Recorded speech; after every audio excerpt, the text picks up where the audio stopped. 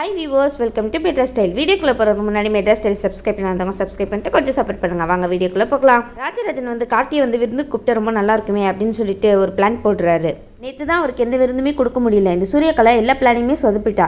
அதனால இன்னைக்கு அவரை வீட்டுக்கு கூப்பிட்டு எப்படியாவது அவர் வயிறு நிரம்ப வச்சிடணும் அப்படின்னு சொல்லிட்டு ராஜராஜன் நினச்சிட்டு இருக்காரு. இதுக்கு ஈஸ்வரி ஒத்துக்கணுமே, ஈஸ்வரி தான் ஒத்துக்க மாட்டாங்களே. சரி என்ன பண்றது அப்படின்னு யோசிச்சுட்டு இருக்கும் போது ராஜராஜனுக்கு ஒரு நல்ல ஐடியா வருது. ராஜராஜன் வந்து அவங்க குடும்பத்தோட சேர்ந்து பேசிட்டு இருக்காங்க. இந்த மாதிரி வந்து கார்த்தியை வீட்டுக்கு வர வச்சு நம்ம வந்து விருந்து கொடுக்கணும் அப்படின்னு சொல்லி பேசிட்டு இருக்கும்போது அதுக்கு வந்து ஈஸ்வரி ஒத்துக்க மாட்டாங்களே அப்படின்னு கேட்கும்போது அதுக்கு தான் நான் ஒரு நல்ல பிளான் வச்சிருக்கேன். ஃபர்ஸ்ட் ஈஸ்வரி ஏதாவது ஒரு வேலை சொல்லி நம்ம அனுப்பிடலாம். பின்னாடியே எல்லா பிளானையும் கெடுக்க ஒருத்தி இருக்கால, அவளையும் சேர்த்தே அனுப்பிடலாம் அப்படின்னு சொல்லிட்டு இருக்காங்க ராஜராஜன். அது யாருப்பா அப்படின்னு ரோகிணி கேட்க அதுக்கு வந்து ராஜராஜன் சொல்றாங்க, எல்லாம் யாரு, சூரியகலா தான் அப்படின்னு சொல்றாங்க. அதுக்கு ரோகிணி சொல்றாங்க, அதுவும் சரிதான், முதல்ல அவளை தான் வெளியே அனுப்பணும் அப்படின்னு சொல்லிட்டு இருக்காங்க. உடனே ராஜராஜன் வந்து ஈஸ்வரி கிட்ட போய் பேசுறாங்க. இந்த மாதிரி பக்கத்து ஊர்ல உன்னை கூப்பிட்டாங்களேம்மா, நீ போலையா அப்படின்னு சொல்லி கேட்டுட்டு இருக்காங்க. வேலை எவ்வளவு முக்கியம்னு உனக்கு தெரியும்ல, ஆனா நீ ஏமா போல அப்படின்னு சொல்லி கேட்டுட்டு இருக்கும் போது இல்லைங்க போய் தான் ஆகணும், என்ன பண்றது அப்படின்னு சொல்லி கேட்டுட்டு இருக்கும் போது போமா, இந்த ஊர்ல எவ்வளவு மரியாதை எவ்வளவு செல்வாக்கு இருக்குன்னு உனக்கே தெரியும்ல, நீ போலன்னா தப்பாயிடும்ல அப்படின்னு சொல்லிட்டு எப்படியாவது பேசி ராஜராஜனும் வெளியே அனுப்பலான்னு பாக்குறாங்க. அங்க எது நடக்கிற மாதிரி தெரியலையே.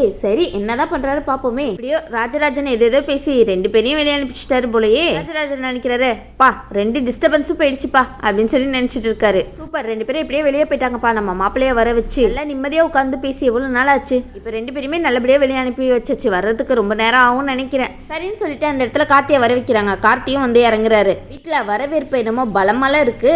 ரேவதி, ராஜராஜன், ரோகிணி எல்லாருமே வந்து கார்த்தியை வந்து ரொம்பவே வரவேற்கிறாங்க. வாங்க வாங்க வந்து உட்காருங்க அப்படின்னு சொல்லிட்டு ரேவதியும் வாங்க எம்டி சார் வாங்க அப்படின்னு சொல்லிட்டு அவங்களும் வந்து வரவேற்கிறாங்க. ராஜராஜன் கார்த்தியை பார்த்து சொல்றாங்க, வாப்பா நிம்மதியா நீ ரொம்ப நேரம் இருக்கலாம் இந்த வீட்டுல அப்படின்னு சொல்லிட்டு இருக்காங்க.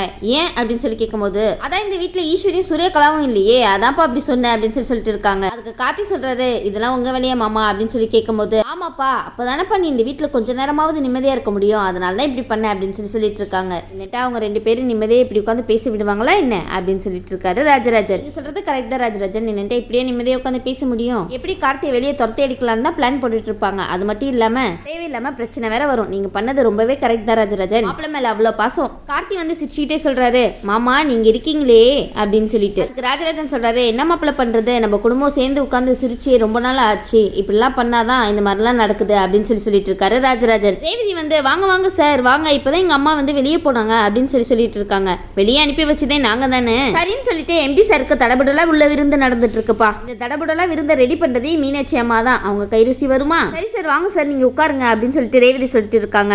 ரேவதி வந்து ஒரு ஆளுக்கா வந்து இன்ட்ரோ கொடுத்துட்டு இருக்காங்க அவங்க ஃபேமிலிய. ரேவதி எல்லாம் தெரிஞ்ச கார்த்திகே இன்ட்ரோவா, அவங்களுக்கு தான் அவங்க ஃபேமிலியை பத்தி எல்லா டீட்டெயிலுமே தெரியுமே, ஏன் உங்களை பத்தி எல்லாமே தெரியுமே, ஆனா பாவம் உங்களுக்கு தான் இன்னும் எதுவுமே தெரியல. உங்களுக்கு கூடிய சீக்கிரம் எல்லாமே தெரியறதுக்காக தான் இவங்க எல்லாம் இப்படி எல்லாம் பண்ணிட்டு இருக்காங்க. ரேவதி உங்க மேல அவ்வளவு பாசம். சரின்னு சொல்லிட்டு இவங்க தான் சரி அப்பா அப்படின்னு சொல்றாங்க ரேவதி. கார்த்தி வந்து வணக்கம் சார் அப்படின்னு சொல்லிட்டு சிரிச்சுட்டே சொல்லிட்டு இருக்காங்க. உடனே வந்து ராஜராஜனும் வணக்கம் சார் அப்படின்னு சொல்லிட்டு இருக்காங்க. அதுக்கப்புறம் இவங்க யாருன்னு தெரியுமா சார் அப்படின்னு சொல்லி கேட்கும்போது இவங்க தான் உங்க அக்காவாச்சே அப்படின்னு சொல்லிடுறாரு கார்த்தி. கார்த்தி அவசரப்பட்டீங்களே. அதுக்கு கார்த்தி ஏதோ சொல்லி மலைப்பிடுறாரு. அதான் பார்த்தாலே தெரியுது இவங்க உங்க அக்கா மாதிரி தானே இருக்காங்க அப்படின்னு சொல்லிட்டு இருக்காங்க. உடனே கார்த்தி சொல்றாரு, அப்ப நான் சொன்னது கரெக்ட் தானா, இவங்க தான் உங்க அக்காவா அப்படின்னு சொல்லிட்டு எப்படியோ பிளேட் மாற்றி போட்டுறாரு. உடனே எல்லாருமே வந்து ஆச்சரியப்பட்டு சிரிக்கிறாங்க. ஆமா ஆமா அப்படின்னு சொல்லிட்டு. கார்த்தி கேர்ஃபுல்லா இருங்க கார்த்தி, நம்ம ரேவதி சும்மாலாம் இருக்க மாட்டாங்க, நீங்க ஏதாவது சொல்ல அவங்க ஏதாவது கேட்டுட்டே இருப்பாங்க பாத்துக்கோங்க. உடனே மயில்வாகனம் வந்து சூப்பர்ப்பா, எப்படிப்பா நீங்க இப்படி யோசிக்கிறீங்க அப்படின்னு சொல்லிட்டு ரொம்ப பெருமையா பேசிட்டு இருக்காரு. ரேவதி வந்து கேக்குறாங்க, என்ன மாமா என்ன பேசிட்டு இருக்கீங்க அப்படின்னு சொல்லி கேட்கும் போது இல்லம்மா அவங்க என்னோட ஒய்ஃப்னு சொல்லிட்டு இருந்தமா அப்படின்னு சொல்றாரு. ஓ அப்படியா, சரி மாமா சரி அப்படின்னு சொல்லிட்டு இருக்காங்க ரேவதி. எல்லாருமே ராஜராஜன் நினைச்ச மாதிரியே நல்லா ஜாலியா பேசி சிரிச்சிட்டு இருக்காங்க. இதுக்கு தானே ஆசைப்பட்டீங்க ராஜராஜன், உங்களுக்கு சந்தோஷம் தானே. சரின்னு சொல்லிட்டு அந்த ஃபேமிலியில இருக்கிற இன்னொரு நபர் வந்து அந்த இடத்துக்கு வராங்க. உடனே ரேவதி அவங்களையும் வந்து எம்டி சாருக்கு இன்ட்ரோ பண்றாங்க. சார் இவங்க தான் என்னோட தங்கச்சி, பேர் வந்து சுவாதி அப்படின்னு சொல்லும் போது சுவாதி வந்து அவசரப்பட்டு வணக்கம் மாமா அப்படின்றாங்க. அச்சோ என்னடா இன்னைக்கு வந்த குழப்பம், இப்படி எல்லாம் சொதப்புறீங்க எல்லாரும் சேர்ந்துட்டு. சரி பரவாயில்ல, கார்த்தி இல்லைன்னா ராஜராஜன் யாராவது ஏதாவது சொல்லி மழுப்பிடுவாங்கல்ல. ரேவதி சும்மா இருப்பாங்களா, என்ன மாமாவா என்ன சொல்லிட்டு இருக்கேன் நீ சுவாதி அப்படின்னு சொல்லி கேட்கும் போது எல்லாருமே வந்து ஷாக்கிங்ல இருக்காங்க. அச்சோ இப்ப என்ன பண்றதுன்னு தெரியலையே அப்படின்னு சொல்லிட்டு சுவாதி வந்து ரொம்ப உடனே சுவாதி வந்து சூப்பரா யோசிச்சுட்டு இல்லக்கா உனக்கு கல்யாணம் நடந்துச்சுன்னா இந்த மாதிரி தானே மாமா வருவாங்க, அதனால அப்படி சொல்லிட்டேன்க்கா அப்படின்னு சொல்லும் போது ரேவதி வந்து அங்க வந்து ஜாலியா காமிக்கிறாங்க. அப்படிலாம் சொல்லக்கூடாது, அடி வாங்குவேன் அப்படின்னு சொல்லிட்டு இருக்காங்க. உடனே கார்த்தி வந்து கியூட்டா அழகா வைக்கப்பட்டு சிரிச்சிட்டு இருக்காங்க. உடனே ரேவதி வந்து எம்டியை பார்த்து சாரி சார் அவங்க எதோ தெரியாம பேசிட்டாங்க மன்னிச்சிடுங்க சார் அப்படின்னு சொல்லிட்டு இருக்காங்க. அதுக்கு கார்த்தி சொல்றாரு, பரவாயில்ல இதெல்லாம் ஒரு பெரிய விஷயமா அப்படின்னு சொல்லி கேட்டு இருக்காரு. ஆமா ஆமா கார்த்தி உங்களுக்கு சந்தோஷமா தானே இருக்கணும் இந்த மாதிரிலாம் பேசும்போது. விடுங்க ரேவதி, அவங்க சின்ன பொண்ணு தானே, ஏதோ தெரியாம பேசிட்டாங்க, அவங்க பேசினதுல நான் ஒன்றும் தப்பெல்லாம் எடுத்துக்கல அப்படின்னு சொல்லிட்டு இருக்காங்க.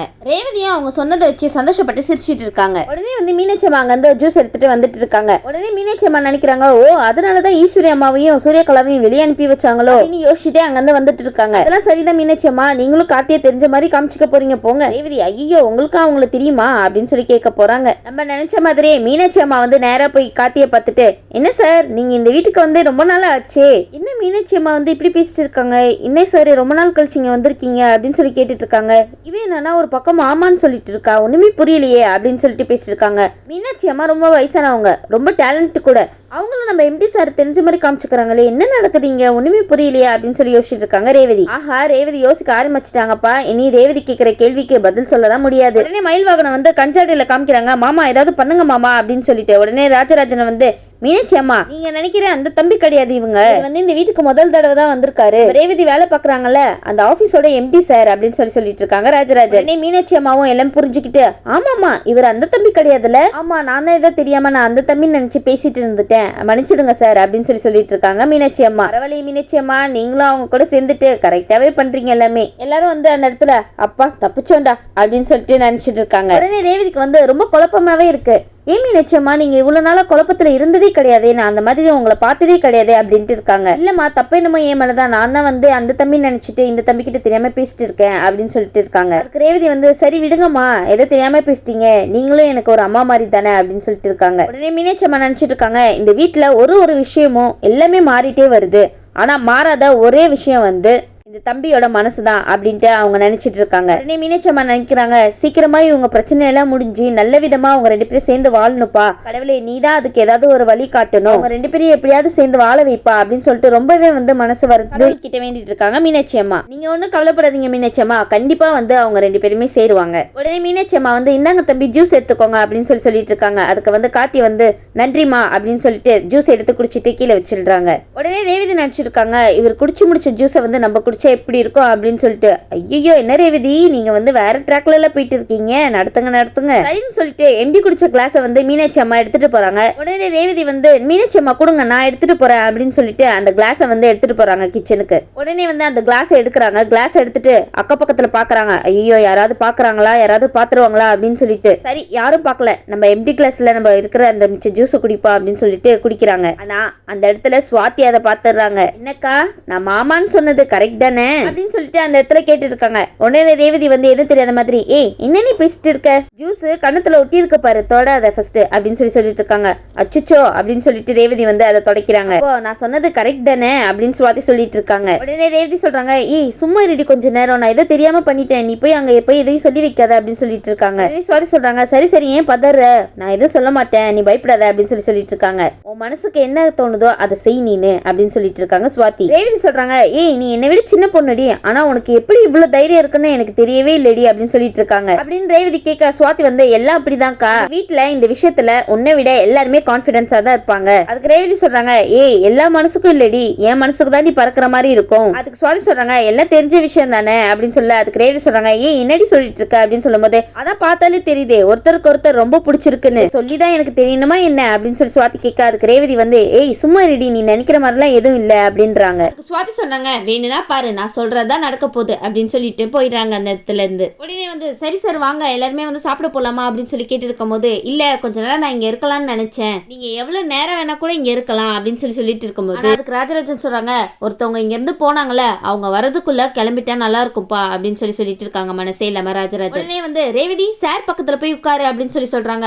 ஏன் அவர் பக்கத்துல போய் உட்காரணும் அப்படின்னு சொல்லி கேட்டுட்டு இருக்காங்க. உட்கார்ந்தா நல்லாதான் இருக்கும், அவருக்கு தெரிஞ்சதே ஒண்ணுதான், அதனால நீங்க ரெண்டு பேரும் பக்கத்துல உட்காந்து சாப்பிட்டா ரொம்ப நல்லா இருக்கும், அவருக்கும் கம்ஃபர்டபுளா இருக்கும்லமா, அதனால தான் சொன்னேன் அப்படின்னு சொல்லிட்டு இருக்காங்க. உடனே சுவாதி சொல்றாங்க, போ இதுக்கு தானே ஆசைப்பட்ட, போய் உட்கார்ந்து சாப்பிடு போ அப்படின்னு சொல்லிட்டு இருக்காங்க. நாங்க எல்லாரும் கரெக்டா பரிமாறிடுவோம், போ நீ போய் உட்காரு அப்படின்னு சொல்லிட்டு இருக்காங்க. எல்லாருமே வந்து அந்த இடத்துல நல்லபடியா கவனிச்சுக்கிறாங்க எம்டி சார். நம்ம மீனாட்சி அம்மாவும் நடக்கிறதெல்லாம் பார்த்து ரொம்ப ரசிச்சு சந்தோஷப்பட்டு இருக்காங்க. ஈஸ்வரியும் சூரியகலாவும் இந்த சீனை பார்த்தா இப்படி இருக்கும், இவங்க எல்லாரும் சாப்பிட்டு இருக்கும் போது ஈஸ்வரி வர போறாங்க, அப்ப இருக்க எல்லாருக்கும் பாப்போம் ஈஸ்வரி என்ட்ரி தராங்களா இல்லையான்னு. சாப்பிட்டுட்டு இருந்த எல்லாருக்கும் சாப்பாடு தொண்டையிலேயே இறங்கி இருக்காது, அந்த மாதிரி இருந்திருக்கும். பார்க்கலாம் ஈஸ்வரி என்ட்ரி தராங்களா இல்லையான்னு. இந்த வீடியோ உங்களுக்கு பிடிச்சிருந்துச்சுன்னா மறக்காம மெட்ராஸ் ஸ்டைலை லைக் பண்ணுங்க, ஷேர் பண்ணுங்க, சப்ஸ்கிரைப் பண்ணிடுங்க. தேங்க்யூ.